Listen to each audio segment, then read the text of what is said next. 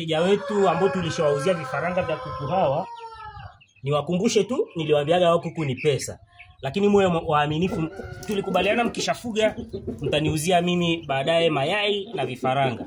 Sasa hapa nina order ya pisi 10, lakini hapa nina kuku 3 tu. Wanatakiwa waende ubalozini. Unaona dude kama ile, hao wanafugwa na watu wenye pesa kama mimi. Kuku zaidi ya bei ya mbuzi. Yaani hapa unakuwa na mbuzi 4 mpaka 5 ndio nakupa kuku mmoja. Lakini kuku mmoja hapa ng'ombe mmoja. Level hii tunakuzia pa shilingi 100,000, ameshamaliza chanjo zote. Hawa wanaitwa Brahma, kuku kwa ajili ya mapambo, na sisitiza ni kuku wa watu wenye pesa. Huyu jogoo tunaenda kumuuza, ameshalipiwa. Hela hizi hapa milioni 3. Hawa hapa. Hela.